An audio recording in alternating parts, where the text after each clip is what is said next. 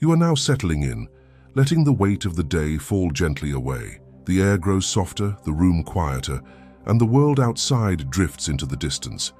As you rest, I will tell you a story, my story. Not of greatness known, not of power first claimed, but of beginnings small, uncertain, shadowed by weakness. For long before I became the man many would come to see, I was a boy no one believed would endure. I entered life in the heart of a bustling city, where cobblestone streets rang with the sound of hooves and carriages, and where smoke from chimneys thickened the air. Yet my own world was far smaller, a nursery filled with books and toys, a window that looked out upon trees I could not climb, streets I could not run along, games I could not join, for my body betrayed me from the beginning.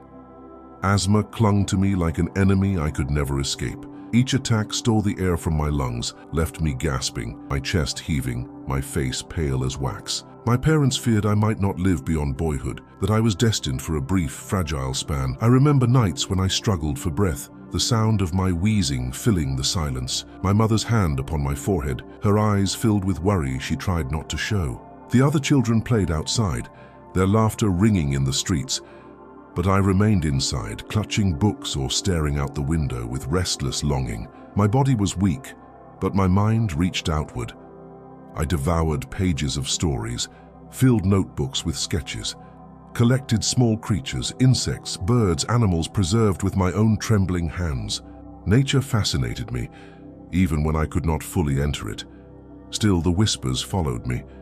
Relatives, neighbors, even doctors doubted my strength. They shook their heads when they looked at me and murmured that I would not last long, that no frail boy such as I could grow into a man of substance. Their words reached my ears even when they thought I could not hear. And though I was small, though I was weak, something within me refused to yield to their predictions. There is a strange thing about weakness. It can break a person, or it can ignite a fire they did not know they carried. For me, it was both. Each attack broke me down, left me trembling and spent. But with each recovery, I felt a stubbornness settle deeper into my bones. I did not yet know how to overcome my frailty, but I knew I must. My father was a man of vigor, broad-shouldered, strong in both frame and character. He looked at me not with pity, but with challenge. I remember his voice, steady and stern, telling me, "You have the mind, but not the body. You must make your body." Those words burned into me, and though I could scarcely lift more than a book then, I vowed to answer his challenge. But that was not the whole story.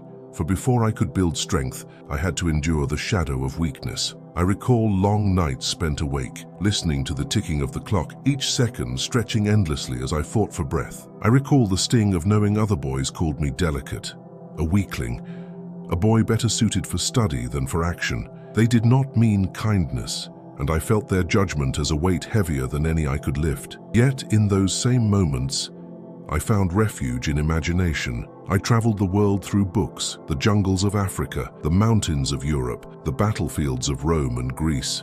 Though my body lay confined, my mind wandered free, building dreams that outstripped the walls around me. And somewhere in those dreams, I found the seed of a promise that I would not live small, even if I began small. I collected creatures with the precision of a scientist, my Roosevelt Museum of Natural History, filling shelves with specimens I caught and preserved.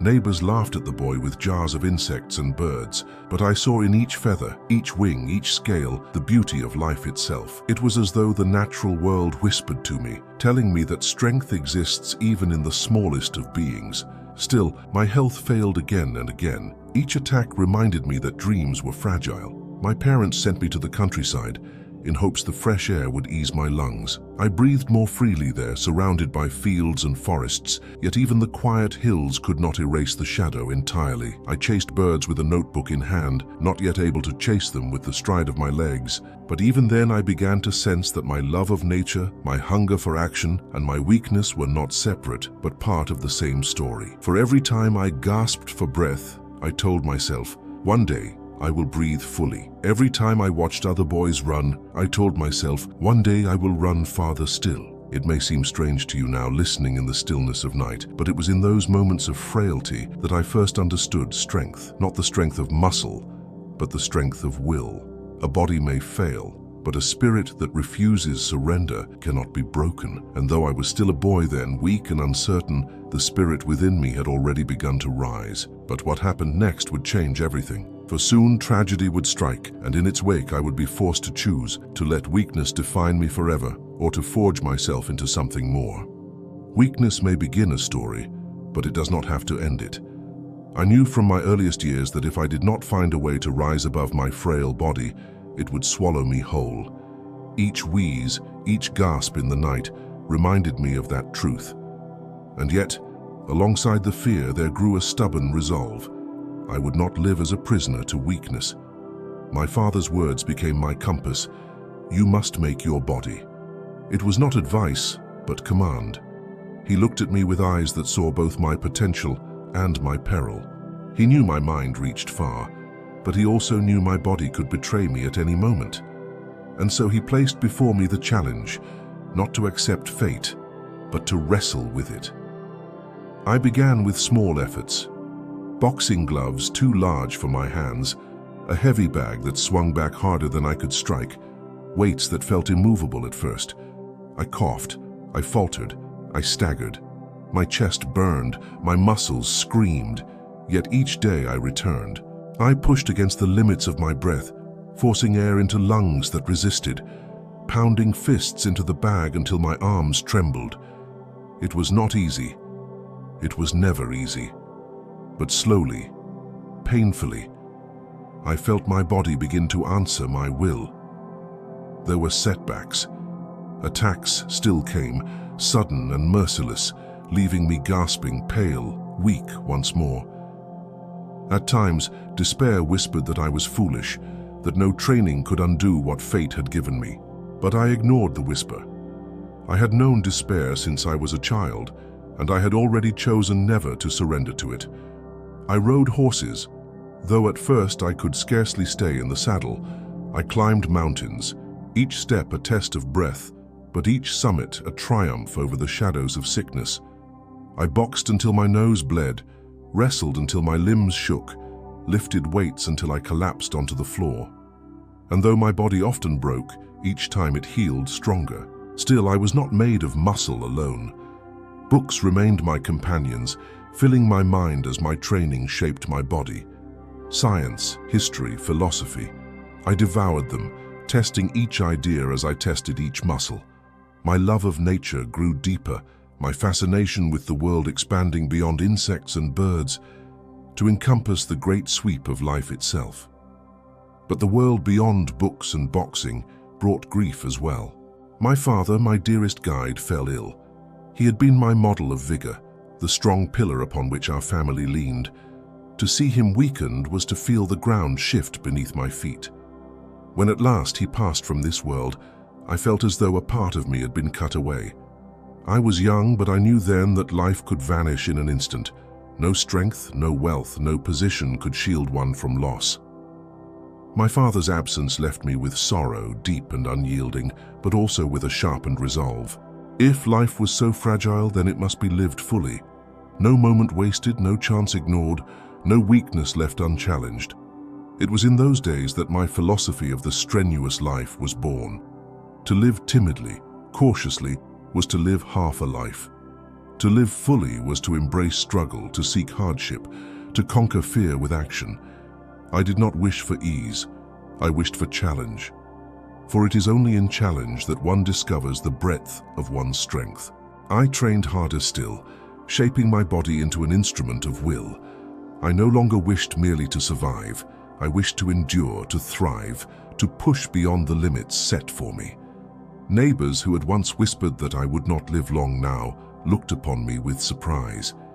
The boy who gasped for air now boxed with vigor, rode with confidence, strode with purpose. I was not yet strong by nature, but I was strong by choice. Yet, even as I forged myself, doubts remained. I knew I was still marked by fragility, that sickness could return. Whispers followed me still, that I was too excitable, too intense, too restless to find a steady path.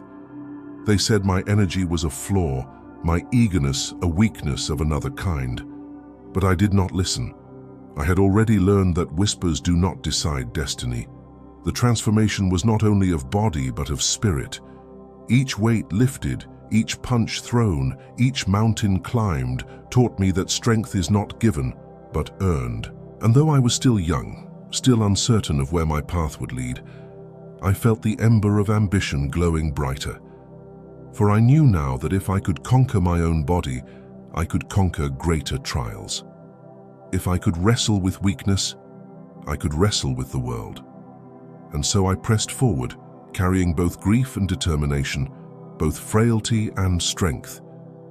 My father's absence haunted me, but his words lived on in me. You must make your body. And I had begun to make not only my body, but my life. But that was not the whole story.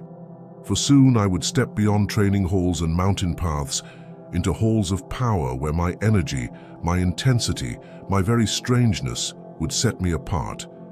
And there, I would discover that strength alone is never enough, for politics demands more than muscle. It demands resolve of another kind. Strength of body alone was not enough. I had forged myself into something more than the frail boy I once was, but muscles could not silence the restlessness that stirred in me. I needed a field larger than the training hall, a test greater than the mountain path. And so I turned to politics, not because it promised ease, but because it promised conflict. And conflict was the soil in which I knew I must grow. I was still young when I first entered the halls of the New York State Assembly. The building smelled of ink and dust, of smoke and sweat, a place where words were wielded as weapons and ambition crowded every corner. I was awkward at first, my voice high, my energy unrestrained. Some laughed when they heard me speak. Others rolled their eyes at the sight of this thin, eager fellow with spectacles flashing and arms waving. They whispered that I was too excitable, too strange, too intense to endure long among seasoned politicians. But I had heard whispers all my life. They had called me weak, fragile, unfit to live, and yet I had lived and more than lived. Why should I heed them now? I spoke not with polish, but with passion. I denounced corruption openly, my words striking harder than many cared to hear. I pointed to the shadows where deals were struck, to the pockets filled at the expense of the people. Men older and more powerful than I sneered, warning me to keep my head down, to learn the ways of compromise, to understand that politics was a game played quietly. But I had no patience for games played in whispers. I believed that if something was wrong, it must be named aloud. This made me enemies quickly, but it also earned me attention. The newspapers took note of the young assemblyman who seemed to burn with unusual fire. Some mocked me, sketching my figure in caricatures that exaggerated my teeth, my spectacles, my animated gestures.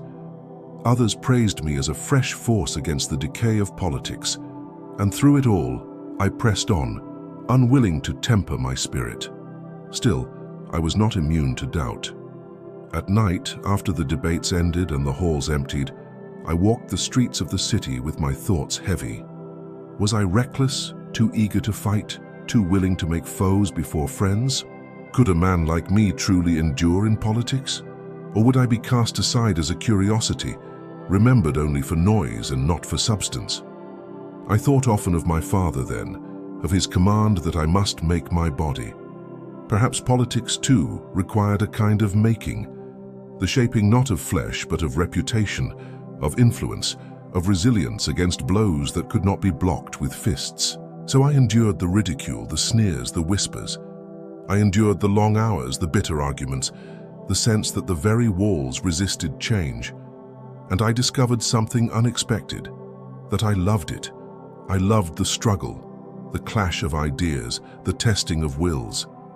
I loved the chance to stand against something larger than myself and to see if I could move it, even an inch. Yet politics did not consume me entirely. Beyond the assembly halls, I built a life of my own. I found joy in companionship, in the warmth of love that seemed to promise a future brighter than the shadows of debate.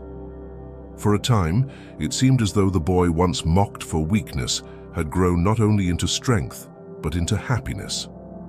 But happiness, as I would soon learn, is fragile. For even as I began to rise in politics, Fate prepared a blow that would strike deeper than any attack from an opponent.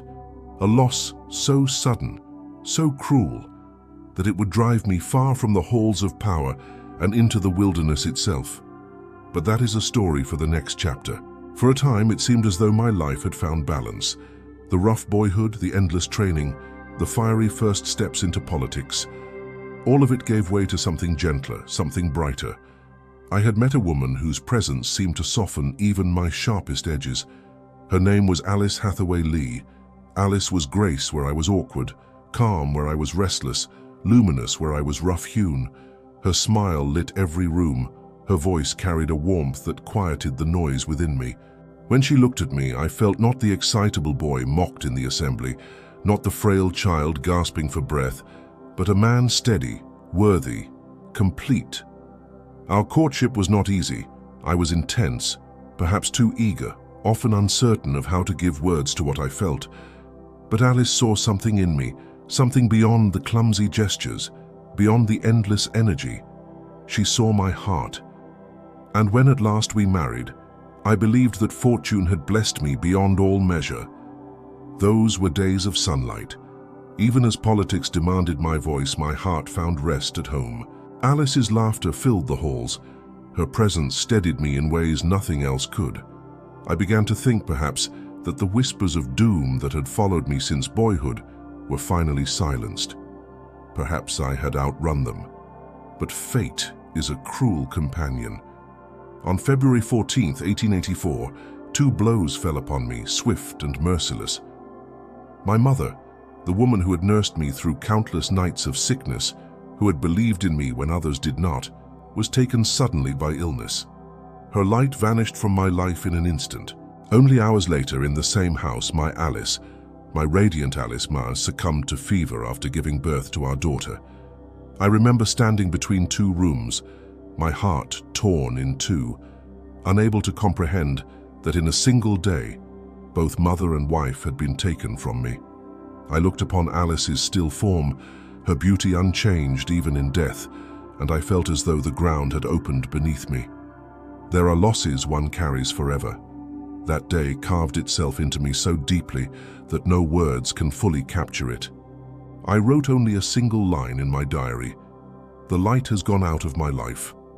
And so it had. I withdrew from the world, my spirit hollowed. Politics seemed meaningless, the debates and arguments ash to me now. The city, with its noise and its ceaseless demands, suffocated me. I fled to the Badlands of Dakota, to a place where the land itself was harsh, where the wind cut through the plains and the horizon stretched endless. There, I sought escape. I became a ranchman, a cowboy, a hunter. I rode horses across open country, chased cattle through dust and storm, tracked game through snow and forest. I faced outlaws, storms, loneliness. The land was merciless, but in its mercilessness, it gave me something I needed. For in the Badlands, there was no room for grief to consume me entirely. Each day demanded labor, demanded vigilance, demanded strength. If I faltered, the land would break me. So I rose each morning, saddled my horse, worked the herds, breathed the sharp air, and let the wilderness carve me anew. It was there, amid the endless plains and the silence of starlit nights, that I discovered something vital. Loss may break a man, but it can also forge him. My sorrow did not vanish. Alice's absence haunted me still, but in the solitude of the Badlands, I learned to live alongside it. I learned that even in darkness one can press forward. The cowboys who lived beside me had no patience for weakness. They respected only strength, honesty, endurance. They tested me, laughed at me, doubted me, until they saw I could ride as they rode, work as they worked, fight as they fought. In time, they accepted me as one of their own, and from them I learned a rugged wisdom no book had ever taught me. In those years, I also discovered a truth about myself, that I was both man of thought and man of action. By day, I rode, labored, fought the elements. By night I wrote, filling pages with observations of nature, of life, of struggle. The world saw me as strange for this, a cowboy with a pen, a politician with a rifle. Yet I knew these halves were not in conflict, but in union. To think without acting is emptiness. To act without thinking is folly. Only together do they make a life worth living.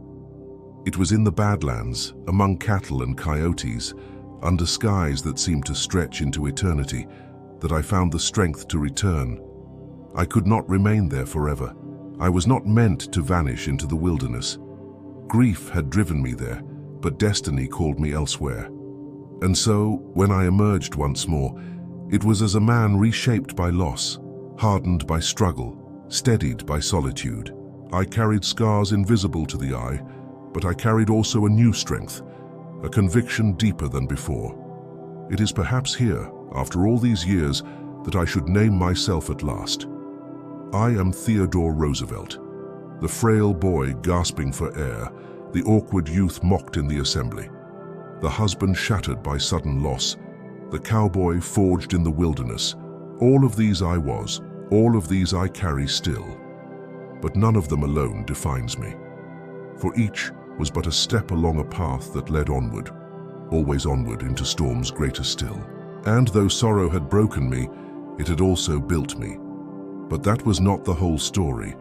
For soon I would return from the Badlands to the cities of power, my name no longer that of an excitable young assemblyman, but of a man who had been tested, who had endured, and who was ready to fight again. The Badlands are a place where pretenses die quickly.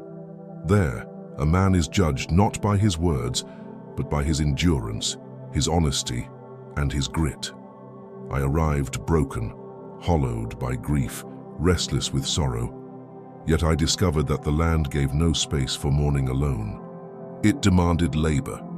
It demanded courage. And in demanding, it gave me a chance to rebuild. The mornings began cold, the horizon painted in gray and silver. I would saddle my horse before the sun had fully risen, the air sharp in my lungs, the ground hard beneath my boots. The cattle stretched out across endless plains, their movements slow, steady, stubborn. To drive them was no small task. Dust rose in clouds, choking and blinding, the sun beating down with merciless heat. My body ached, but I pressed on, for there was no choice. In the Dakotas, work was survival. The cowboys who rode beside me were men of rough humor and sharper eyes. They looked upon me, with my spectacles, my Harvard education, my strange mixture of books and bravado, and they laughed. At first, they saw me as a curiosity, an outsider, a man playing at being something he was not, but I welcomed their doubt. Doubt has been my companion since childhood, and it has always been the spur that drove me forward. I rode long hours, through storms and silence alike. I tracked stray cattle across miles of open country, slept on hard ground with nothing but stars above me. I hunted, bringing down bison, elk, bear, not for sport alone, but for food, for survival, for the test it gave me. I faced outlaws too, men hardened by lawlessness, who thought they could take what belonged to others. I stood against them, rifle in hand, my will as unyielding as theirs. And in time, the laughter faded. The cowboys began to nod in approval when they spoke my name. They respected that I rode as they rode, fought as they fought, endured as they endured. Respect earned in such places is worth more than any applause in crowded halls. It is carved in sweat, in scars, in long days that test every measure of a man. Yet I was not only a rider of cattle or a hunter of game. At night, after the fires burned low, I would take out my notebooks and write. By firelight, I recorded the shapes of animals, the colors of sunsets, the cries of coyotes echoing across the plains. I described the storms that swept over the land, the silence that followed, the way the wilderness carved men into something harder, truer. Some thought it strange. A cowboy with ink-stained fingers, a ranchman whose saddlebags carried books. But I saw no contradiction. To live fully is to embrace both action and reflection, to strike with vigor, but also to pause, to see, to understand. I believed even then that the pen could carry strength as surely as the rifle. The Badlands taught me more than any lecture hall ever could. I learned that nature is both cruel and generous. It gives beauty without measure, skies painted in gold and violet, rivers shimmering in the light, herds moving like shadows across the land.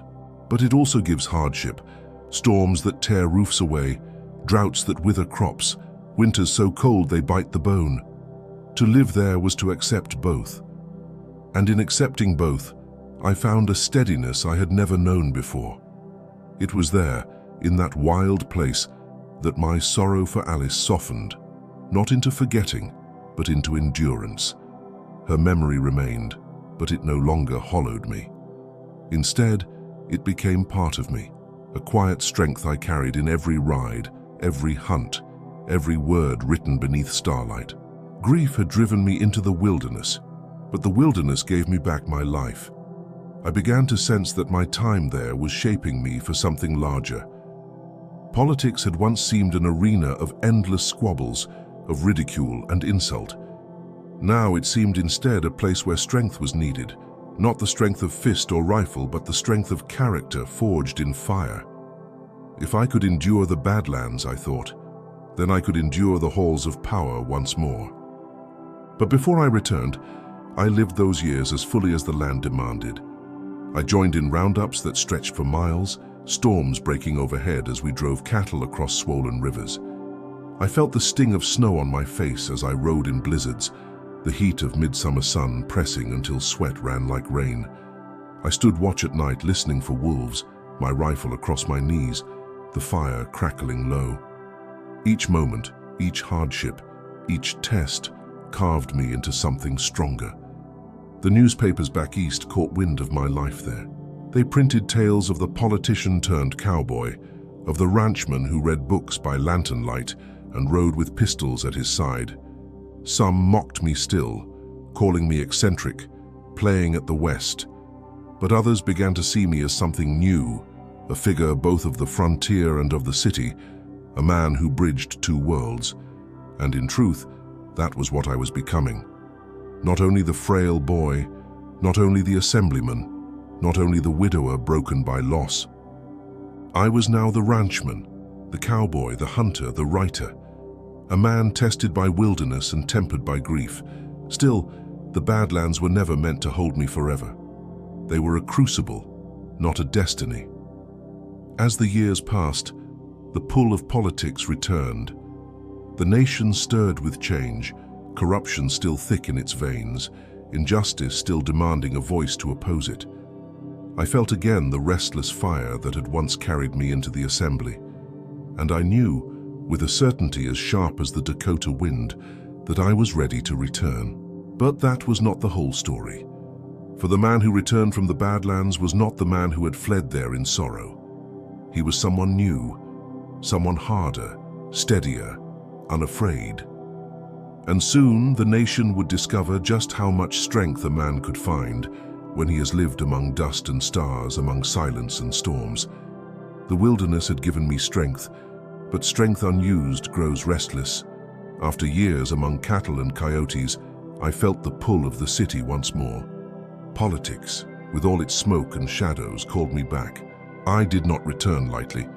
I had left it behind in sorrow, weary of its games. Yet the fire within me, the need to fight, to reform, to test myself against larger foes, had only grown brighter. I came back to New York with dust of the Badlands still clinging to me, my name now whispered not only as a politician, but as a cowboy, a hunter, a man who had lived rough and returned stronger.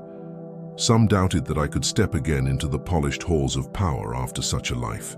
But I had learned something in the Dakotas that no assembly hall could teach. A man earns respect not by pretense, but by endurance. My first great test came as a civil service reformer. Corruption ran deep through the veins of politics. Favors traded for positions, bribes exchanged for influence. I stood against it openly, insisting that offices must be filled not by friends or patrons, but by merit. It was not a popular stance. The old guard sneered at me, calling me naive, reckless, too zealous for my own good. Yet I pressed on. I had not returned to be silent. Later, I was appointed as police commissioner of New York City. Few roles could have suited me better. The police force was riddled with graft, discipline faltering, officers lazy in their duties. I threw myself into the task with the same vigor I had once given to boxing and cattle driving.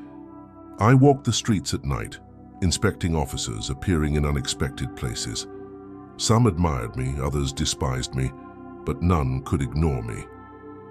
I remember the long nights wandering through alleys and avenues, the lamps flickering against cobblestone, the city breathing with both life and corruption. I demanded honesty where dishonesty was habit, duty where neglect had been the rule. My energy was relentless, my presence unavoidable. Newspapers chronicled my every move, some praising me as a reformer, others mocking me as a meddler. But I did not care for praise or mockery. I cared only for action. If I had learned anything in the Badlands, it was that work must be done no matter who laughs or curses while you do it. Still, the whispers followed me. Some said I was too intense, too restless, too eager for conflict. Others muttered that I would burn out, that I could not last long in the grinding gears of politics.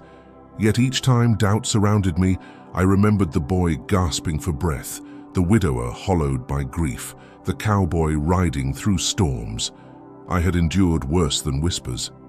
My time as commissioner tested not only my will but my patience. Reform is never swift. Each change met resistance, each improvement sparked backlash. Yet I pressed forward, convinced that even the smallest step mattered. From there, my path carried me higher. I was appointed Assistant Secretary of the Navy, a position that placed before me the vastness of the sea, the strength of fleets, the power of a nation's reach. I studied ships as I once studied animals, memorizing their design, their strengths, their weaknesses. I believed that America's future rested not only on land, but on oceans, and that a strong navy was the spine of a strong nation. I pushed for modernization, for preparation, for readiness. Not all agreed. Some scoffed at my urgency, others accused me of warmongering. But I believed then, as I believe still, that peace is kept not by weakness but by strength held in readiness. A nation that drifts unprepared invites danger. A nation that stands firm discourages it. Yet even as I worked within offices and halls, the restless spirit within me stirred. I could not content myself with papers and plans alone. I felt the need for action, for proof, for testing once again in the field. And soon, history would give me that chance. But that was not the whole story, for the battles that awaited me would not be fought with ink and law alone. They would be fought with rifle and saber, with sweat and blood, upon hills where men rose and fell. And in those battles, I would earn not only fame, but the mark that would carry me into the highest office of the land. The work of government had filled my days, yet my spirit still longed for the test of battle. I had fought corruption in New York, wrestled with bureaucracy in Washington, built plans for ships and fleets as Assistant Secretary of the Navy. But I had not yet proven myself in the field where danger was immediate and the stakes were life or death. When war with Spain broke in 1898, it was as though the moment I had been waiting for had finally come. Cuba had struggled under Spanish rule, and the United States had declared war in the name of liberty and justice. I could have remained in Washington behind my desk, issuing orders and writing memoranda. Many urged me to stay, to play the part of an administrator. They said it was safer, wiser, more befitting my station. But to demand sacrifice from others while refusing it for myself would have been, to me, dishonorable. I could not. I resigned my post and set about raising a regiment of volunteers. We drew men from every corner of the nation. Cowboys rode in from the Dakotas, still wearing dust from the open range. Ivy League athletes accustomed to fields of sport rather than fields of war joined their ranks. Policemen, hunters, ranchers, clerks, adventurers, they all came drawn by the same call to serve. It was a strange, unlikely mixture, yet bound together by spirit rather than uniform. We trained swiftly, learning to march, to drill, to fire as a unit. I remember the first days well. Men still in mismatched clothing, rifles borrowed or bought, energy more abundant than discipline. Yet day by day, the regiment began to take shape. They came to be known as the Rough Riders, and I, with my spectacles perched on my nose and my voice ringing loud, rode at their head. Our journey to war was not smooth. The ships that carried us south were overcrowded, supplies scarce, the heat stifling. Men grew sick in the cramped holds, and the sea itself seemed determined to test our resolve. Yet spirits remained high. These men had not come for comfort, they had come for challenge. Cuba was no gentle land. The air pressed hot and heavy, the jungles thick with mosquitoes, the ground turning to mud with sudden rains. Disease stalked us more cruelly than bullets. Fever burned through the camps, dysentery weakened strong bodies, and each day men fell ill. Yet we pressed forward, for war allowed no pause. The day that would define us came on July 1st, 1898. San Juan Hill. The enemy held the heights, their rifles and machine guns spitting fire into the valley below. The ground we had to cross was rough, the heat suffocating, the fear in every man's eyes plain. For a moment, the line hesitated. I knew that if hesitation rooted itself too deeply, we would falter. In battle, moments of doubt can cost everything. So I mounted my horse, Little Texas, and raised my voice above the chaos. I shouted for the men to follow, and I rode forward into the storm of bullets. It was not pure courage, man, it was necessity. See, if I asked these men to risk their lives, I must show them I would risk mine first. The hill rose before us, smoke thick, the air alive with the hiss of bullets. Men fell on every side, some with cries, others with silence. My heart pounded, my breath burned, but I did not stop. I urged the men forward, and forward they came, scrambling over rocks, pushing through heat and fear alike. The climb was chaos. Orders vanished in the roar of fire, replaced by instinct and will. I remember flashes, a man collapsing at my side, another surging forward with a cry, the sound of rifles cracking from the crest. Sweat ran into my eyes, my muscles screamed, and still we pressed on. At last, we reached the top.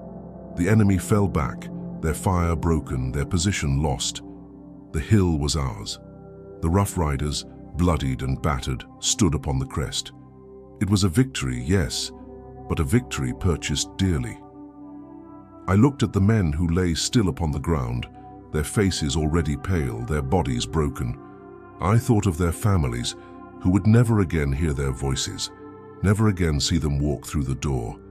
The cheers of triumph felt hollow against the weight of such loss. News of the charge spread quickly. The newspapers at home seized upon it, painting me as a hero. They drew me astride my horse, sword raised, spectacles gleaming in the sun. They spoke of valor, of courage, of victory.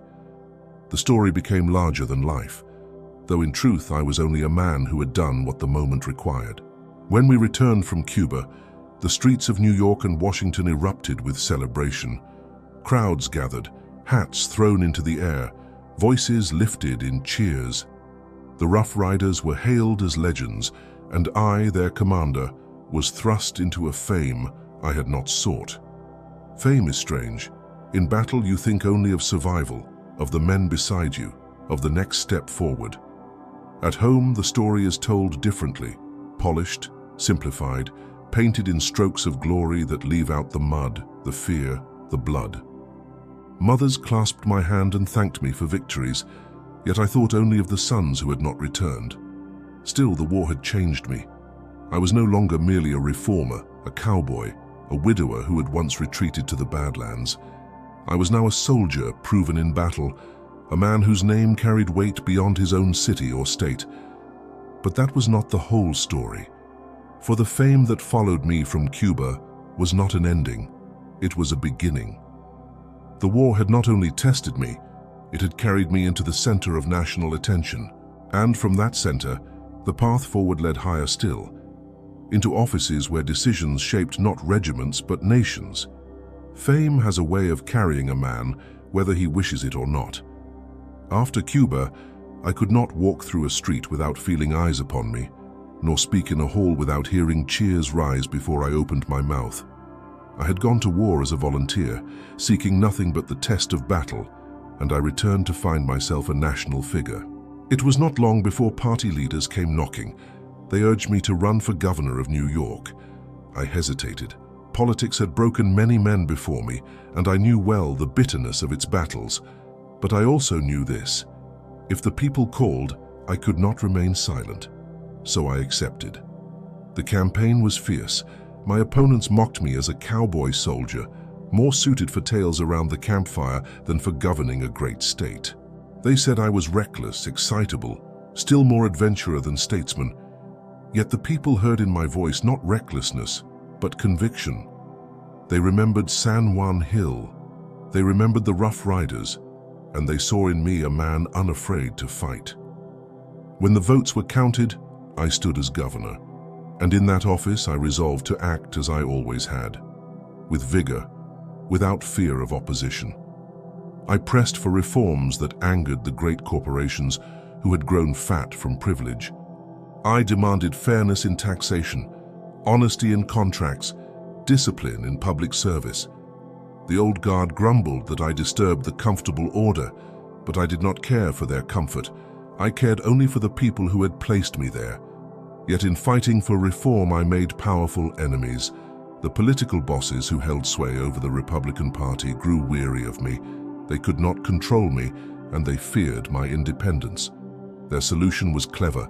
They sought to bury me in the vice presidency. The vice presidency was at that time little more than a political graveyard, an office with ceremony but no power, where ambition went to die. If they could send me there, they thought, I would trouble them no more. At first, I resisted. I had no desire to be sidelined. I wished to continue the work of reform, not to sit idly waiting for chance. But pressure mounted, and the party machine ground forward. At last, I accepted, though with reluctance.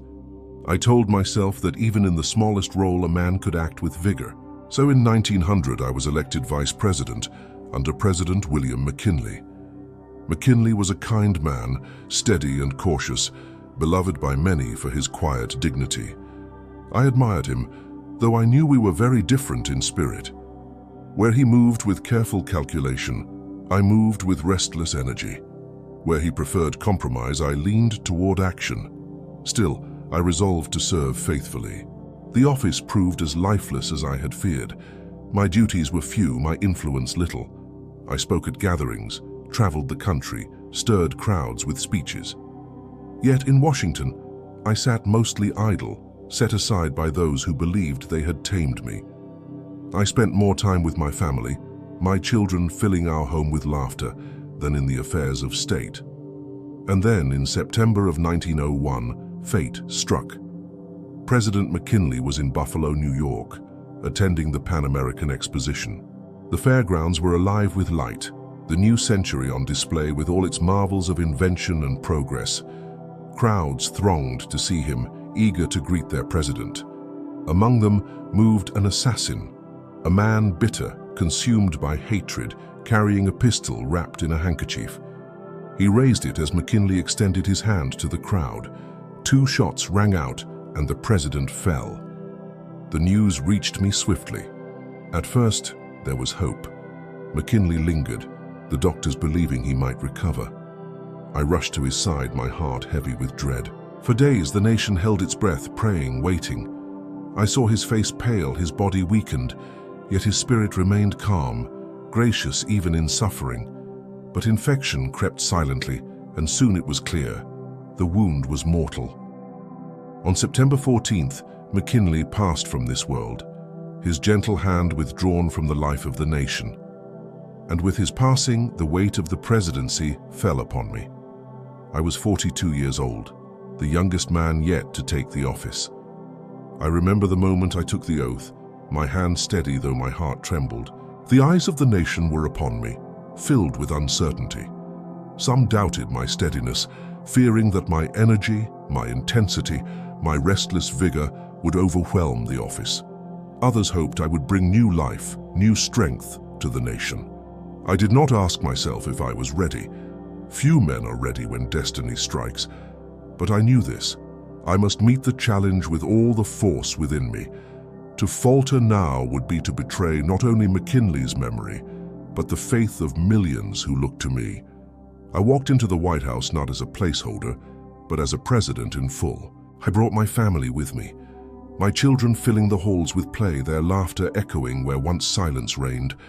I wished the people to see not only a leader, but a man alive, vigorous, engaged in life as well as duty. But that was not the whole story. For though I had entered the office by tragedy rather than triumph, I knew that my time would not be spent quietly. The forces waiting before me, great corporations, restless nations abroad, a land in need of preservation, demanded energy, demanded boldness, demanded a presidency unlike any that had come before.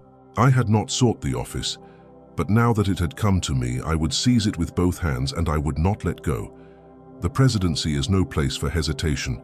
When the weight of a nation rests upon you, every decision is a test, and timidity is itself a failure.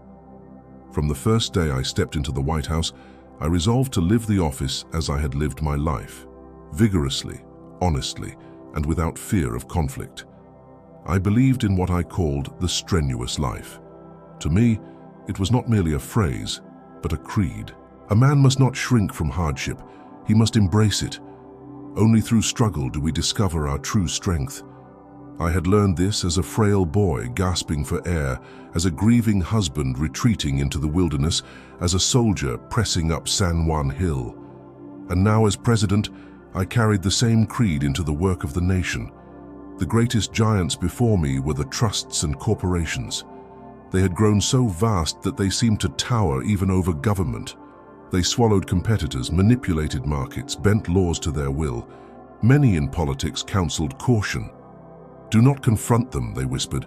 "They are too powerful." But I could not remain silent. I believed that no man and no company should stand above the people themselves. So I acted.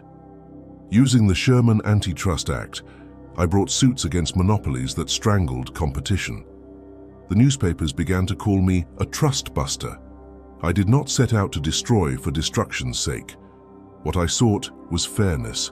Competition must be real. Workers must be treated with dignity. Wealth must not be allowed to smother liberty. Some hailed me as a champion of the common man. Others cursed me as a dangerous radical, an enemy of business. Yet I pressed forward, for I knew the future of the Republic depended on it. But business was not my only concern. I looked beyond corporations to the land itself, the forests, the rivers, the mountains, the wilderness that shaped our nation's soul. I had ridden through the Badlands, hunted in the Dakotas, breathed the wild air, and I knew its worth. I could not watch silently as greed devoured it. Timber companies cut without restraint, rivers were polluted, lands stripped bare. I acted with urgency. I set aside millions of acres for national parks, forests, and wildlife refuges. I established protections that would endure beyond my lifetime. Some protested bitterly, accusing me of interfering with progress, but I told them plainly, a nation that wastes its land, wastes its future. I can still see it in my mind's eye. The Grand Canyon glowing in the evening sun, the forests stretching endless, the silver gleam of rivers winding through valleys. To protect these places was not only policy, it was duty. I wanted my children, and their children, to stand where I had stood, to breathe the same air, to marvel at the same beauty. Abroad I sought peace, but I also believed peace was secured not by weakness, but by readiness. My creed was simple: speak softly and carry a big stick. It was not bluster, but principle. A nation should not shout threats it cannot fulfill. It should speak calmly, but stand ready to act with strength if challenged. One of my greatest tests in foreign affairs was the Panama Canal. For centuries, men had dreamed of cutting a path between oceans, but the dream had always faltered. I resolved that it must be done, and it must be done in our time. Through negotiation, through setbacks, through storms of criticism, I pressed the work forward. Engineers battled swamps and disease, workers carved through mountains, and at last the canal took form. When completed, ships passed from the Atlantic to the Pacific, and America's reach stretched across the globe. It was a feat not only of engineering, but of destiny. Yet triumph never comes without shadow. There were those who despised me, who loathed my words, my actions, my very presence in office. Threats reached me constantly, letters filled with curses and promises of death. I had grown accustomed to them since my earliest days in public life, and I did not flinch. But hatred, when it lingers long enough, often seeks a weapon. Years after I had left the White House while campaigning for a return under the progressive banner, I felt the truth of that hatred. In Milwaukee, I stood before a crowd, ready to speak. A man stepped forward, pistol in hand, and fired. The bullet struck my chest.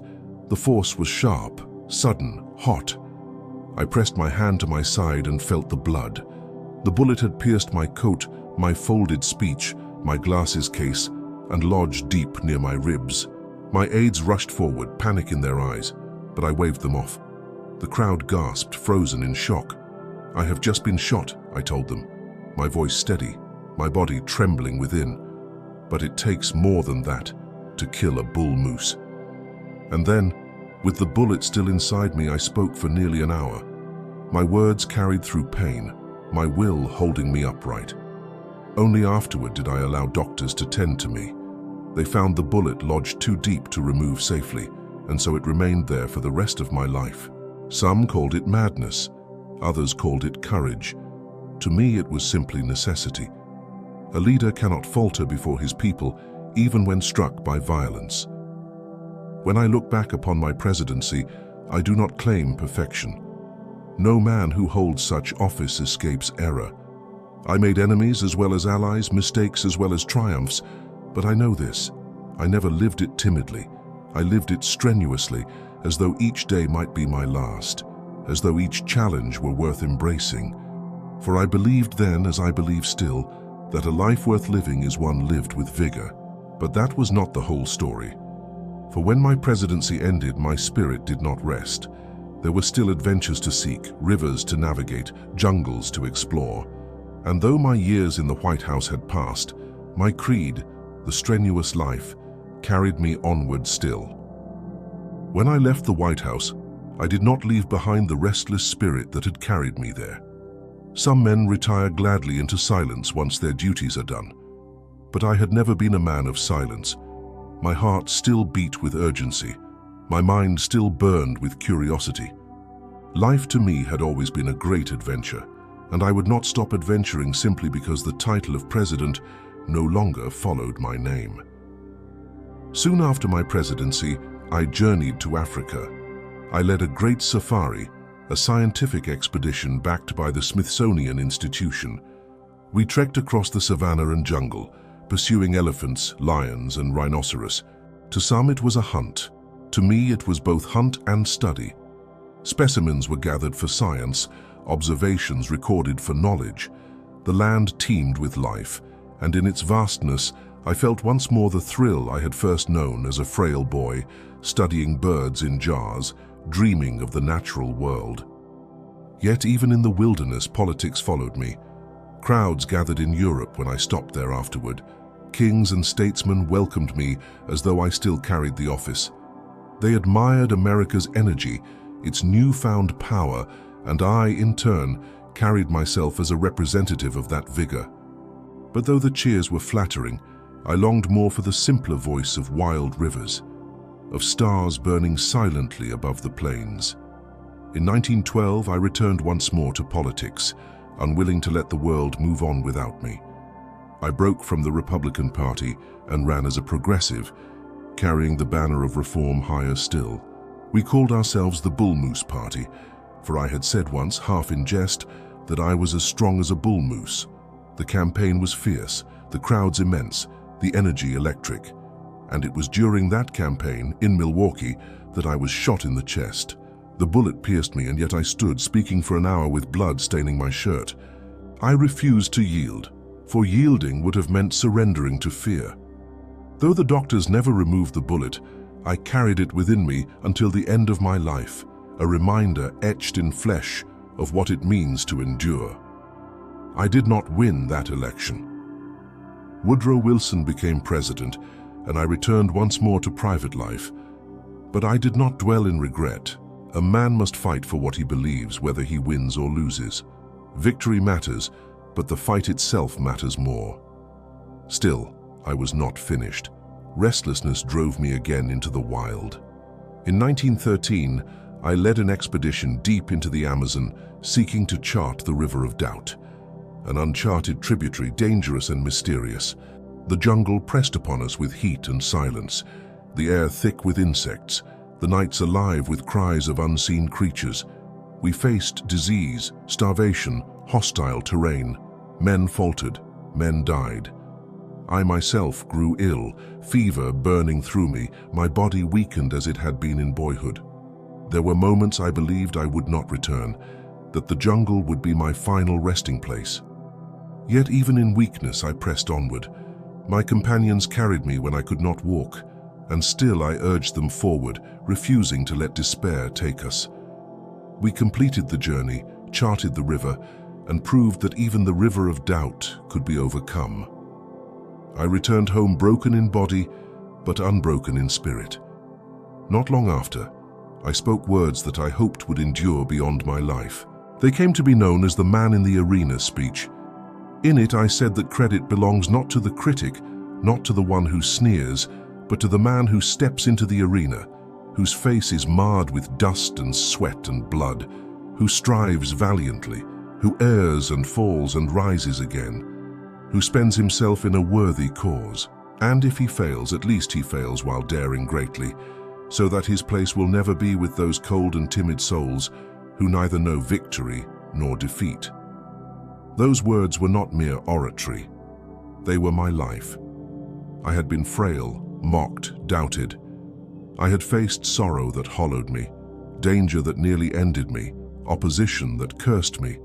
I had erred, stumbled, risen, fallen, risen again. But always I had dared greatly. Always I had chosen the strenuous life over the timid one. As my final years drew near, I reflected often on what it all meant. I had lived as a son, a husband, a father, a soldier, a ranchman, a reformer, a president. I had carried grief, shouldered responsibility, embraced adventure. And though I bore scars, both visible and hidden, I did not regret them. For scars are proof of life fully lived. When the end came in 1919, I was 60 years old. I slipped away in my sleep, in the quiet of San Hill, the home I had loved, surrounded by memories of family, books, trophies of hunts, and the laughter of children now grown. It was, I think, a fitting close, not a dramatic end in battle or storm, but a quiet surrender to rest after a life lived at full stride. And now, as you listen in the stillness of night, I leave you with this thought. Strength is not the absence of weakness, nor is courage the absence of fear. Strength is found in the choice to rise again and again, no matter the weight that presses you down. Courage is found in the willingness to enter the arena, knowing you may stumble but daring greatly nonetheless. Live your life strenuously, breathe deeply, work honestly, love fiercely. Endure loss without surrender. Seek adventure, whether in distant jungles or in the duties of everyday life. And when your time comes, as it comes for all, may you rest knowing you lived fully, without timidity, without regret. For in the end, it is not the critic who matters, it is the one who dares.